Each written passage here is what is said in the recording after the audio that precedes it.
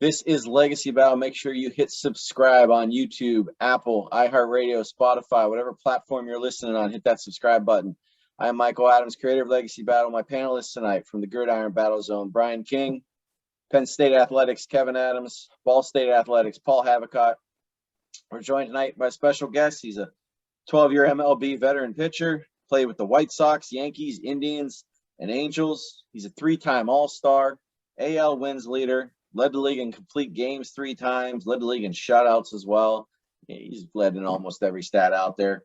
He's got a great music career. I'm gonna ask him about that during his Q&A, so we'll get into that, of course. And of course, he is a Cy Young Award winner. We got Jack McDowell. Jack, thank you for joining us. All right, good to be here, man. Awesome. Nickname Black Jack, great nickname. Love it when we get the good nicknames on this show. So as always, we'll have a Q&A afterwards with Jack about his career. And tonight's debate is going to be the greatest playoff upsets of the 1990s. And we're going to start with 1996. All right, so 1996, Orioles over Cleveland. The Orioles 1996 team was special because they hadn't made the playoffs in 13 seasons. But that being said, they made the playoffs as a wild card. This was the first season for the wild card in the MLB. They had an 88-74 record. They actually had a period in April during which they lost 11 of 14 games, and then another period during which they lost 14 of 19 in July. The Orioles club itself was in turmoil despite the success. Much of it was centered on the clubhouse dissension, centered on Cal Ripken, and owner Pete Angelos was nearly convinced to sell off his high-priced stars when the team fell below 500 in late July. The pitching staff outside of surprising star Mike Mussina was pretty much atrocious. They collectively had a 5.14 ERA. Only 6 clubs in the majors that year had a worse mark. Now, the Orioles were slated to face Cleveland, the defending AL champions, a team with Sandy Alomar, Julio Franco, Jim Thome, Albert Bell, Kenny Lofton, and Manny Ramirez in their lineup. They must have been salivating thinking of that ballooned up Baltimore ERA. I mean, Ramirez had 33 homers. Thome had 38. Bell was 48, who was third in the majors that year. They had a pretty good pitching staff, which consisted of Charles Nagy, Earl Hershiser, Chad Ogia, Dennis Martinez, some guy named Jack McDowell, and then they had Jose Mesa as the closer. So this really should have been a walk in the park for Cleveland. I mean, Cleveland in 4 was my thoughts whenever I saw this series lineup back in the day. But instead, the struggling Orioles pitching staff was able to hold Cleveland to 4 or less runs in 3 of the 4 games in this series. And it was the Orioles, not Cleveland, who took this one in 4. So truly an unexpected and great upset. So, Jack, you were actually part of this series. You went 5 2/3, I believe, in the game that you pitched. Is that? Yeah, right? Against Messina. That's the crazy. That was the only one we beat. It was a Hall of Fame. Yeah. So, I mean, Baltimore, they had some good teams in the 90s. They never broke through to get to the World Series, which was kind of surprising with the teams they had. Your thoughts on you guys losing this series? It was unexpected. Well, it's crazy. You heard the lineup. It's basically an all-star team. Realistically, the Indians had one heck of a together team stats-wise, but not team-wise and not, behind the scene-wise. That was the problem and the reason why Cleveland didn't get more World Series wins with that group of guys that they had, because there was a lot of back and forth going on, in the dugout, in the clubhouse. It wasn't a tight-knit team. That's interesting. You would think with how many times they went to the playoffs there consecutively that it would have been more cohesion and more tightness. I'm surprised to hear that. It's interesting. Excellent. Well, and so we talked about those Orioles there for a second. Cal Ripken, I mean, all-time great. I mean, what were your thoughts on their lineup? You had to pitch through them. Yeah, I mean, they're solid. Everybody's solid. It's major leagues. And you never know that's the whole thing. It's all come down to metrics, meaning predetermine everything now. And you cannot predetermine what's going to happen in the game of baseball. Guys, Yeah. when are they going to get their hits? Who knows? I don't know. Are they going to get their hits with guys on, or are they going to get their hits with nobody on? You just never know. When are you going to make a mistake as a pitcher with guys on? Right? It just happens. It just happens. And if both things happen, okay, then it turns the wrong way. You cannot predetermine what's going to happen in the sport of baseball. If you have the best guys, it doesn't mean you're just going to go out there and win. In other sports, it definitely is. If you have the best athletes, the best guys, biggest, strongest, fastest type things, that ain't baseball, man. Baseball is pitch to pitch adjustments, and you wait and see what happens. Right. So we're going to move to 1997. We're going to go to a team that was actually represented when we did our greatest World Series winners of the 90s, and that's going to be the Florida Marlins. In 97 National League Championship Series, we had Florida Marlins against the Atlanta Braves. The Marlins ended up winning the series 4-2, went on to defeat the Indians that year in the World Series as well. But both Atlanta and Florida, they were in the NL East Division. The Braves were the division champions. They had 101 wins, while the Marlins only had 92. And the Marlins just made the playoffs, grabbing a wild card spot. Both the Braves and the Marlins swept their opponents in their division series. When they played each other, though, this was the second All-Southern postseason series, the first being in the previous round when Atlanta beat Houston. But it was the first All-Southern postseason series to take place entirely in one time zone. That was an interesting fact. This series marked a high point for the Braves and Marlins rivalry, as the Marlins made the playoffs only one time after it, from 98 to 2019. The Marlins finished the season with two players that just barely topped 20 home runs. They had not one hitter batting over 300.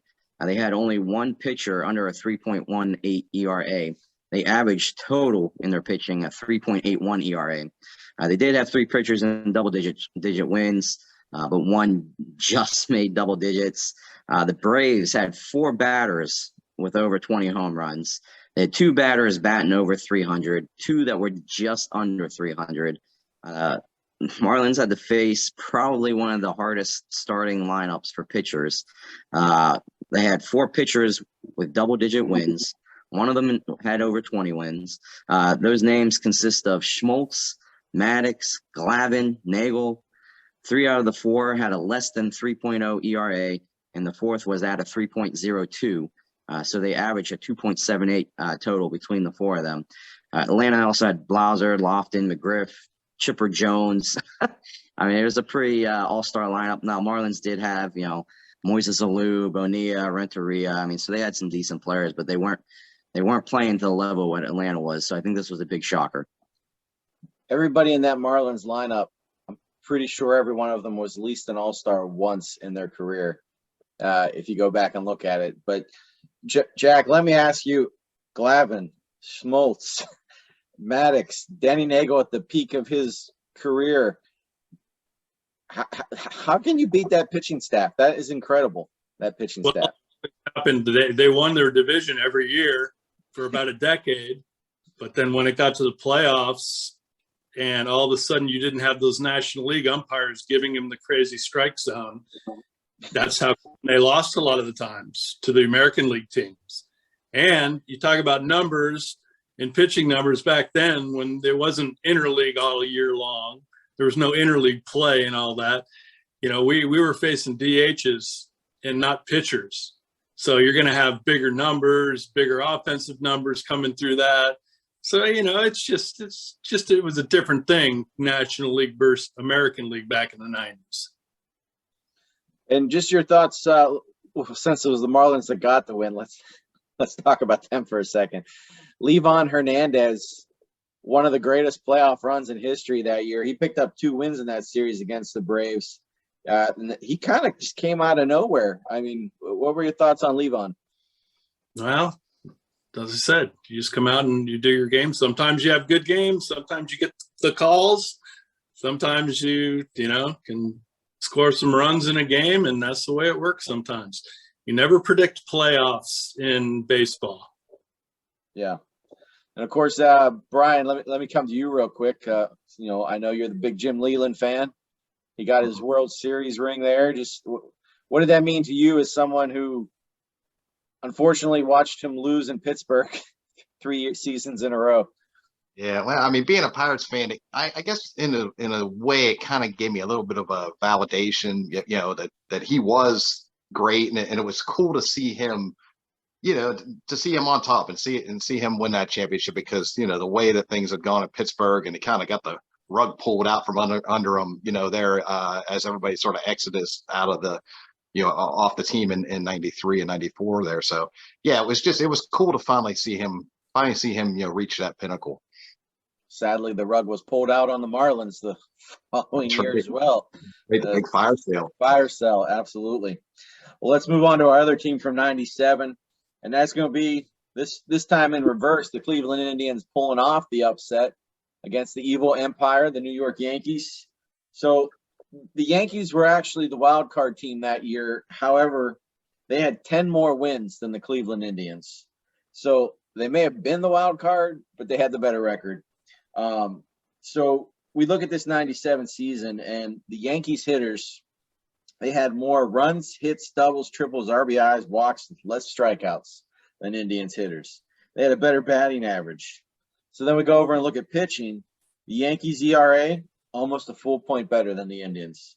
They have more complete games, shutouts, saves, less hits and runs given up, and they struck out more batters and walked less. Heck, they even hit less batters. So the pitching staff of the Yankees was superior of the Indians that year. So in just about every statistical category, the Yankees were better during the regular season. So we go into this playoffs, and because it's in the wild card round, it was only a 5-game series. And the Indians, they win this series 3-2. And that's despite being outscored in the series by the Yankees. 24-21. So not a huge difference, but they still were outscored and they pulled off the series. And they had 2 games. The Yankees had a 2-1 lead, and then they blew leads in several games throughout the series. So it was kind of incredible for that to happen. So we got the Yankees as the champs in 96, 98, 99, and 2000. 97 is the year they didn't even get there because the Cleveland Indians pull off the amazing upset. And it was Brian who mentioned earlier some of the guys in the lineup for the Indians. I mean, they could hit the ball, even though statistically they were worse, but they had a pretty solid lineup. And they did have Jack McDowell on the roster that year, but he unfortunately was injured for most of that season. But do you remember anything from that series, maybe being, watching from above or anything like that, Jack? No, it was sad for me not being able to be there, Yeah. I mean, the one time, that's the whole thing about baseball. The thing that I enjoyed was you try to win championships. Doesn't matter what you do individually. Because, and I've said this a million times, it doesn't matter. Anybody who has even the greatest year, MVP player, okay, you think he could have had a batting average better? Think he could have hit 10 more home runs? Once you make your first out of the season as a hitter, you could have had a better season.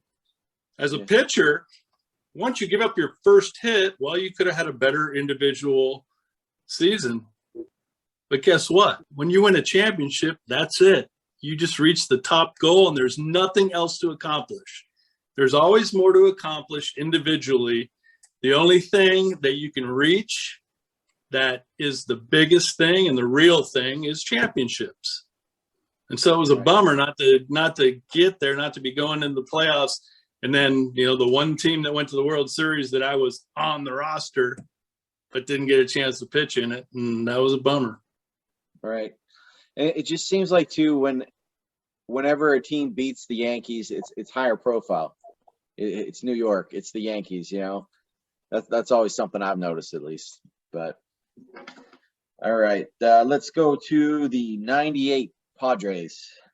So 98 Padres square off against the perennial contending Braves, and we did talk about it. It's kind of reminiscent of that Marlins series, but kind of without the All-Stars. But when you're facing the Braves back then, you're facing nothing short of an All-Star lineup. Led by Bruce Bochy, the Pods took out the Braves right out of contention. sort of with pitching and some grinding and perseverance. The 98 Braves kind of said they were the best Braves team to never have won the World Series. And they're coming off of the Braves are coming off of a Cubs series where the Braves dominated the Cubs in the division series. Chicago just scored 4 runs total in a 3-game sweep with John Smoltz, Tom Glavine, Greg Maddux, all kind of flexing their pitching muscles. And the worst outing of the 3 in that series was Maddux allowing 2 runs in 7 innings. The Pods finished that season with a record of 98-64, winning the NL West. Their pitching was excellent, just like the Braves, in fact. Their stats put them, I think, second that season behind the Braves. But their offensive performance was more middle of the road. You had a pretty good team there, solid players like Greg Vaughn. He had 50 home runs, led the team with a 156 OPS. Caminiti had 29 home runs. Gwynn was always pretty consistent. But game 1, Smoltz kind of, they grind their way on with Smoltz with walks, sacrifice flies, end up defeating Smoltz 3-2, 10 innings with a Caminiti go-ahead home run. It wasn't a walk-off, it was a go-ahead. But game 2, they faced Glavine, win 3-0, blanking the Braves. Brown comes away with the victory. Game 3, Sterling Hitchcock gets 1 of 2 wins. Braves go down 3-0 in the series. And it kind of feels like things normal out in the next 2 games. Braves kind of win easy 8-3. Game 5, 7-6. John Rocker, I think, got the win maybe in his rookie season that game. Maddux went with a save. And so now we're kind of down to game 6, and people are thinking the Braves will have some momentum. Well, Sterling gets a second win, goes on to win series MVP, pretty anticlimactic with a 5-0 victory. And so what I'm saying here, what makes this legendary is unless you live in the West Coast, you don't hear much about the Padres ever until recently with Tatis and some of the stars they're getting. So how many times were the Braves in the postseason? It seemed like all the time. Not to mention how many times have the Padres won the World Series? 0. To this day, 0. And they were only in the postseason twice. This was the second time. So, it's like this team was nowhere near in people's minds in terms of contenders. So that's why I think the Padres could be a good candidate for the legacy here. Something they had in common with Kevin's Marlins is Kevin Brown. Just a fantastic pitcher. Jack, I want to hear your thoughts on Kevin Brown as a pitcher because he never comes up as a name of like one of the best, but this guy, he went to contender after contender. People wanted him on their team. Oh, absolutely. We were the same year guys, and we were kind of the top 2 guys for most of our career.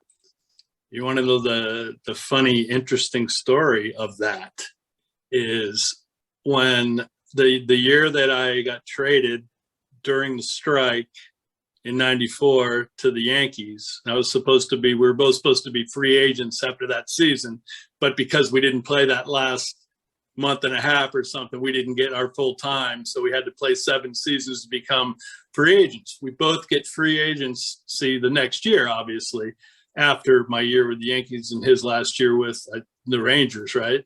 So both of us only got 2 throwouts for us. We only had 2 things put out. The Marlins and the Indians both put out to me, here, we want to take you on, we want your contract. And they did it to Kevin too. And we knew, okay, we're going to do, one or the other. They weren't going to do both of us. One of us wants it, and then look, a few years later, they both go to the World Series. So the only teams that wanted us were the World Series dudes, and I didn't get to go. It was a bummer. Let me ask you a question here about Tony Gwynn. It was just awesome to see him make a World Series there towards the end of his career. When you're come up to pitch with a guy like Tony Gwynn or maybe a Wade Boggs, someone along those lines that can hit the pitch anywhere, how do you approach a batter like that? It depends situationally. After facing Boggs a lot and watching and, trying to work so hard to get him out and watching him just be able to put everything in play for hits, I basically used to say, okay, if it's not a situation with guys on base or guys in scoring position, I'm not going to waste pitches here. I'm just going to throw it up and away, upper thigh away, and let him hit a line drive over shortstop for a single. And maybe he'll miss it a little and pop out. And I just used to do that. I never talked to him about that. We played together on the Yankees, but that was the one thing that, I did do. I said, I know this guy's going to put it in play. So it's kind of a waste of time to try to get him here, get him there, do all this different stuff. So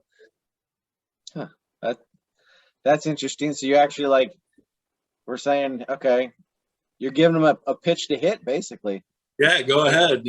You know what? There's nothing wrong with that. And that's realistically, look at it.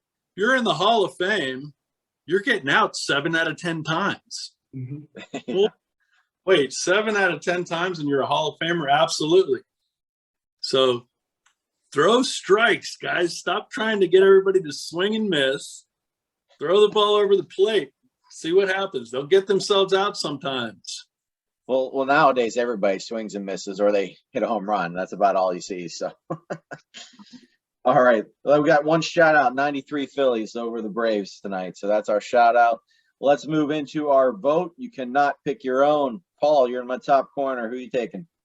I'll stay consistent with who I argued for in the past, which is the Marlins, and that's I love that team, and Kevin stole it from me, so no big deal. Kevin, go ahead. I'm going to go with a rare vote, going with my brother's team. I'm going to take the Indians over the Yanks. Okay. Brian? I mean, when I look at these three teams, I mean, the Padres, 98 wins. That's a lot of wins for an upset team. So that doesn't really qualify in my opinion. And then you got the Indians beat the Yanks, and that is kind of an overrated thing because they're the Yankees. So I got to go with the Marlins. I mean, that was pretty much, what were they, in their 4th year of existence or something? Nobody really saw them coming. So I'm going to go with the Marlins. Okay. So, I had actually voted for the 97 Marlins in the World Series show that we did for the 90s, but I thought the World Series win was huge, and I thought they were a team of destiny, but I don't think beating the Braves, as Jack stated earlier, beating the Braves in the playoffs in the 90s was something that just happened to be done all the time. Playoffs came around, they were losing unless they were playing the Pirates, unfortunately.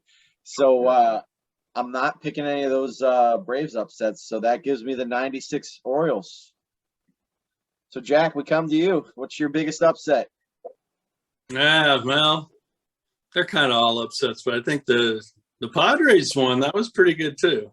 Thank you, Jack. The fact that Hitchcock, Sterling was there and we played together in the Yankees. That was cool. Yeah, I told you this guy's smart, man. This is a smart baseball player. So that's one for each team, except for the Marlins, who got 2. So we got to give the win to Kevin tonight. So there you go, Kevin. And that's a good night for you because you won the prior show too. So I thought the guest always trumps that. That's right. Only if it's a tie. That's right. So let's move into our Q&A. Kevin, you got the win. You got first question. So I want to take you to 93 when you won that Cy Young award. You had a pretty good lineup too in there. You had Timmy Raines, Frank Thomas, Robin Ventura, Ozzie Guillen. What was it like playing for the White Sox that year and getting that Cy Young award? Well, the thing that was cool about it is we all started as a young team and just kind of got better. And we were facing the A's. We were in the American League West at the time. And to think about the A's were superstars all those years. And there were a couple of years that if the wild card existed, we would have got in because we had some decent seasons breaking in before we actually beat them and got into the playoffs. And that was the first time we did it was 93. So that was kind of, that was the best part of us moving together as a team. And it would have been cool if the White Sox would have kept me and we could have kept going forward with it. But they, got rid of me basically after 94, after they canceled a big season, a big postseason we would have had in 94. Right. Brian, Paul, me. Hi, Jack. Wait, you were, as Mike mentioned on the outset, you were able to lead the league in complete games 3 times, also once in shutouts. To what would you attribute your ability to go the distance in so many games? Number one, being allowed to. Nowadays they preset pitch counts so ridiculously that, hey, wait a minute, I'm throwing a no-hitter in the World Series and you're going to take me out of the game? Right here. Oh, I can't tell you how mad that made me. They don't predetermine you coming out of a game. Back when we played, the other team would tell you when it was time for you to get out of the game, or they start beating up on you. So, it was all about just being the last guy. You fought, and if you were the last guy standing, you got your win and your team got your win. And that's what it was all about pitching back then. After all these years, Jack, are you back on Mark Whiten's Christmas card list? Yeah, I don't know. I hope so. You ever talked to him since that infamous day on the inside pitch? Well, quickly, it was an outside pitch. Think about it. It was behind me. I was Oh, trying yeah. I guess you're right. Depends how you look at it. miss him, but to show them, because they had hit Jimmy Key had hit Robin Ventura in the wrist right in front of his face and threw one behind his head, hit Ozzie Guillen in the helmet, threw another one behind his head. They were hitting guys. That was 5 days earlier. Then they come back to our place 5 days later. Jimmy pitches again, hits a couple more guys. And I'm like, none of our pitchers really stood up for it. So when I got in, I was like, all right, I'll stand up for it. I'll let them know that I'm here to, battle for my guys. And so home run came before it, and Whitten was the next guy. You think I'm a dummy and I'm going to pick him as the guy to hit? He's one of the biggest, strongest guys in MLB. So, I was throwing behind him just to say, hey, you guys want to keep that stuff going? I'll keep it going too. But then he came out. He was the only guy to ever charge me. So, yeah. Awesome. So you were drafted by the Red Sox in '84, but you chose to go to Stanford. You'd win the '87 College World Series. I just want to know, what went into that decision to not go pro? I'm sure that's a very long, thought-out decision. Well, back then, if you go back and look, Stanford was a place where if you were going to Stanford and you got drafted, you weren't going to go play pro ball. You were going to go to Stanford and try to get your degree. And go back and look at that time too. There weren't any guys signing junior year. Buechele was the first guy that signed junior year. Everybody would just finish all the way through. And think about my freshman year. You had Pete Stanisek and Jeff Ballard, all the seniors there. Everybody was seniors. They were finishing their schooling before they signed professionally. So because I had already signed to go with Stanford, I didn't get drafted as high as I probably should have. And so, the money wasn't what it probably could have been back then, which wasn't a whole heck of a lot anyway. But, right. Think about 3 years later and Ken Griffey Jr., number 1 overall, $180,000 signing bonus. That was huge for us back then. Yeah. Kevin, same order, guys. I want to take you to your music career. So you played in 2 bands. The first one was with some other baseball players. But just tell me about your music career and playing on a band. Yeah, well, it all started. When I was 10 and 11 years old, I took a couple of years of guitar lessons. I really liked music. My sister worked in the music industry. And so it was just kind of cool. I really liked it. I liked listening to lyrics. I like writing down lyrics. I just like doing all that stuff. And, then when, high school came and college came and I was just playing sports, that's all I was doing. And I'd play a little guitar and mess around and all this, but not really that far into it. But then when I went back to Stanford, after signing professionally, I had 1 quarter before I finished my Stanford degree. So I had to go back after my first pro season with the White Sox and finish up. And that was the first time I was at Stanford and not playing baseball every day. So I'd get done with my classes at 1 o'clock and go back to the apartment and just go, what am I going to do? I'm just bored. So I started playing more guitar and I actually started writing songs and messing around with stuff like that and got into it. And that's how it all started up. And wrote enough songs to be in a record. So did our first record and then just kept going from there.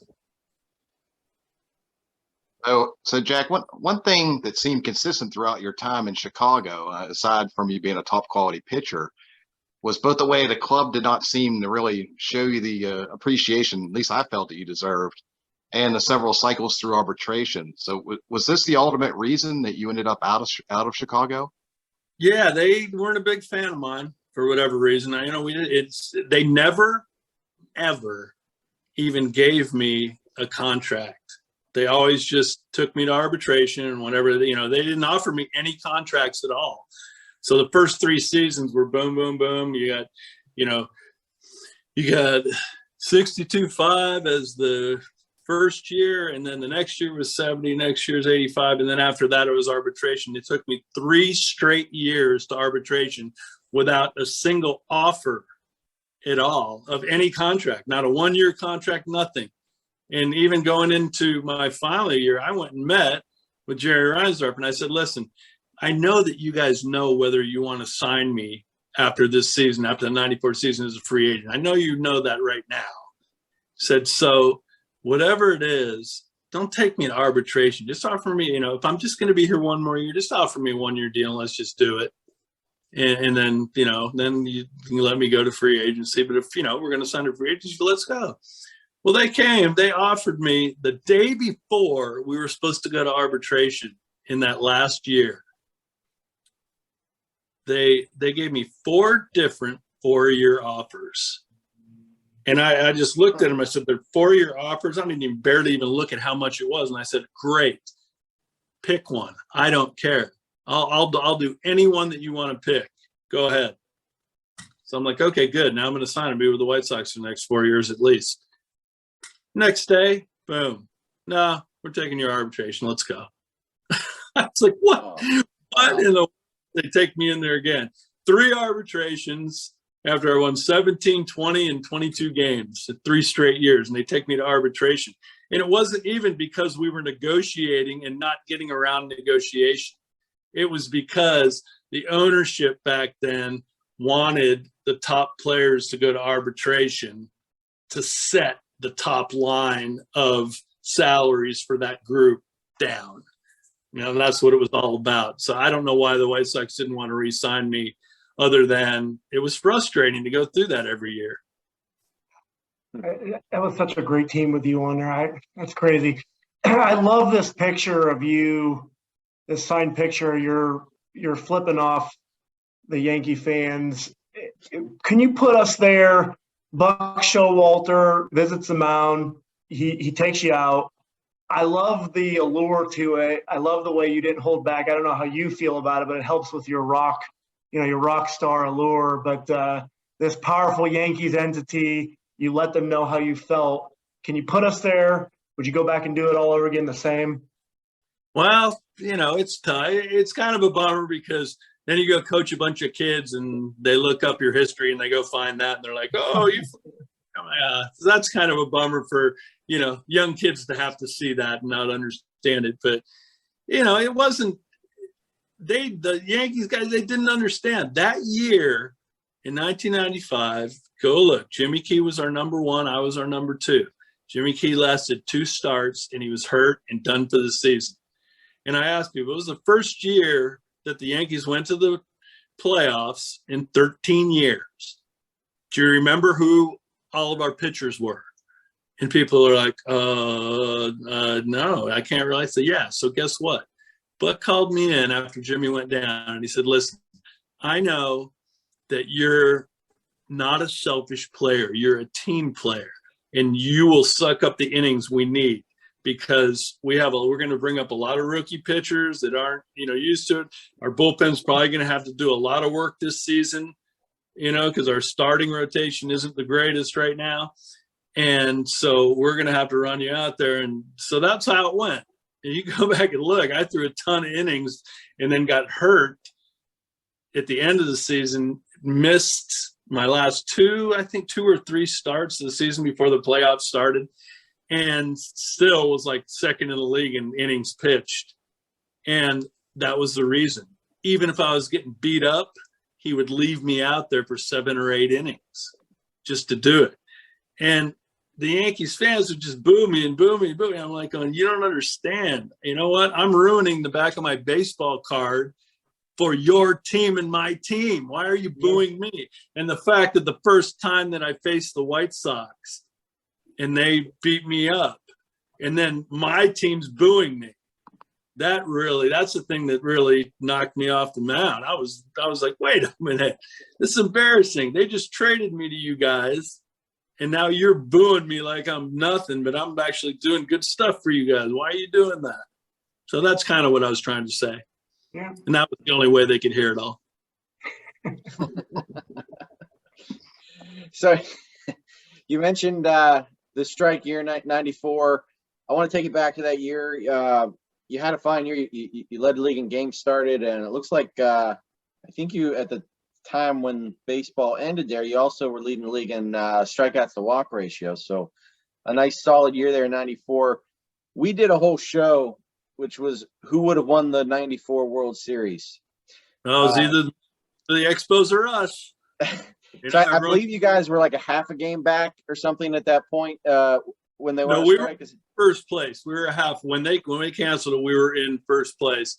Okay. And the thing was, if you go back and look, after my third arbitration, I came into that season thinking I was number 2 in the Cy Young, then I won the Cy Young, and now here I am, and the team still hates me. They're taking me to arbitration, trying to crush me, telling me all this bad stuff in arbitration to try to get my money down.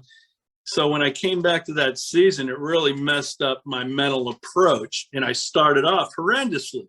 Started off 2-7 with like a 7 ERA, but then started getting better and had one heck of a great run. And if you go back and look, Alex Fernandez, who was our number 2 guy, had a tough start too. And towards the end of the season, we started just crushing it, me and him. And add to it, we had Jason Beret and Wilson Alvarez, both who were all-stars that year. So going into that final, we had 4 guys that were ready to deal. And, Roberto Hernandez's closer, we were good. And I was doing super good at the end, and Alex was doing super good at the end. You go back and look, Jerry knew that we were canceling the season, and he knew what day. And the last 3 starts that I made were 3-day rest. So we only went with a 4-man, 3-day rest, 3 straight complete games and 3-day rest. Then the season ended. If you want to hear more about that 94 season, go in our archives, check out the Mike Kingery show. So do you have got time for one more each? Sure. Yeah, excellent. Okay. Oh, I'm going to start it out, and then we'll go Kevin, Brian, Paul. So you mentioned Jeff Ballard earlier. You pitched with him over at Stanford. So he actually did a show with us as well. There was something that he mentioned that I wanted to get your take on. He talked about playing Randy Johnson over at USC. And like Randy would, if you were giving him a hard time, he would focus more and be a better pitcher. But if you left him alone, he wouldn't be hitting his corners and things like that. So that's, to me, part of the mental game. Can you just kind of like describe, in your opinion, like baseball is a very mental sport, especially for a pitcher. So how do you prepare yourself mentally when you're going out to pitch? Well, you just go out there and do what you can do, and the most interesting part about it is think about back in the day, what they used to say about good starting pitchers. If you don't get them early and they get into their rotation and they get into their mode and start going good, you're done. That's what they used to say about good pitchers. You better get him early in the game. But nowadays, what do the metrics guys say? Oh, we can't let anybody face them the third time around, because the third time around, they've seen all the pitches. They've, this and that, this and that, this and that. Well, wait a minute. That's not reality. Reality for good starting pitchers is they better get you early. And I haven't looked at that. I'll look that up of my stats one day of, what the batting average first time around, second time around, third time around, fourth time around were in my career over time. Go check it out and just show it. Yeah, realistically, guess what? Gave up this many hits first time around, but didn't give up any third time around, won the game. Oh, we'll go Paul, Brian, Kevin. It's fine. Okay, I'll ask you a couple of your favorites, and if these are your favorites. What's your favorite pitch that you threw? And then switching gears, the favorite song. If you were to recommend one song to me that you're the most proudest of, what are those two categories there? Oh, well, I was a fastball split finger guy, and I didn't really start throwing a breaking ball, curveball until college, but I started throwing my split finger my sophomore year in high school because I was a shortstop and a pitcher. And so I go back and look, and I was pitching and just going, boom, throwing like a catcher infielder. Didn't get back here to throw like I ended up doing when I just became a pitcher. So when you do this, you really can't throw a breaking ball because you don't have the arm length to do it. And so, but I was able to get a split and do that.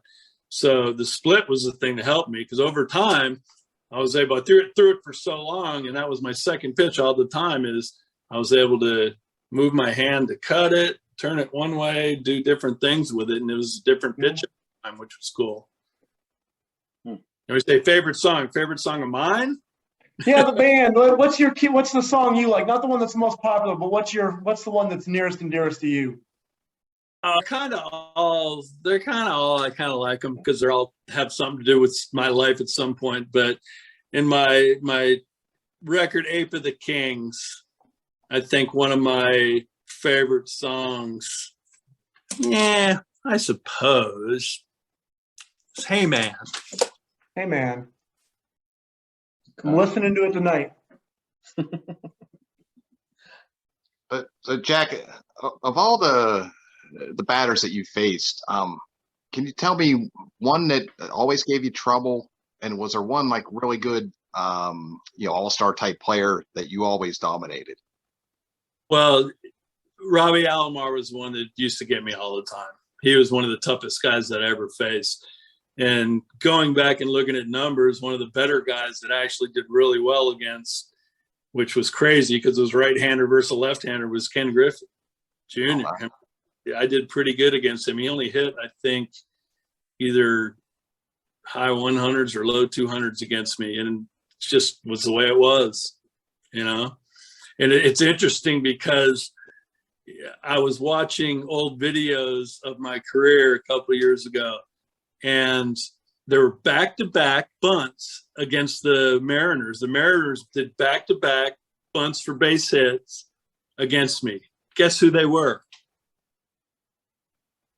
Griffey and Edgar Martinez. Wow. I'm like, I'm throwing pretty good if I have those two guys trying to bunt base hits against me, man. Wow. So I want to take you to your coaching career. I believe you last coached for the Burlington Sock Puppets. Is there any future coaching positions you're looking at or wanting to pursue? Well, I'm back to doing the kids stuff now. After that, this past fall, I did my 13-year-olds. We went to the junior little leagues to go to 60-90.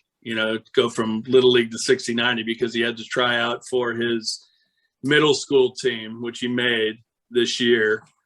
So we did that, and that was a lot of fun teaching the kids. It was good stuff. A lot more fun than teaching the college kids now who haven't been taught anything up to that level. It's crazy what's going on in it. As far as, I'd love to be able to get back in pro ball, but I ain't going to it with all the stuff that's going on up there. Being dictated how you're supposed to do stuff by people that don't know baseball for real. I can't do it anymore. So I talk to guys that I know that are in the coaching thing. I said, hey, is this still going on? Is this going on? Yeah, Showalter going back to the Mets this year. I'm going to watch how that goes. Maybe I'll contact him and say, hey, are they dictating to you, or are you just managing for real? Can we coach for real, or are they going to tell us, oh, you got to do this, you got to do that, when they don't really know the truth behind all this stuff? I could not take that right now. That's why I don't even want to get into pro ball unless they let us just coach for real. The game, not the metrics. Right. Well, thank you so much, Jack McDowell, for joining us tonight. Cy Young Award winner. Awesome having you on. Thank you. All right, guys. It was fun. Make sure everybody hit that subscribe button. We'll see you next time. Thanks for watching. Have a great night.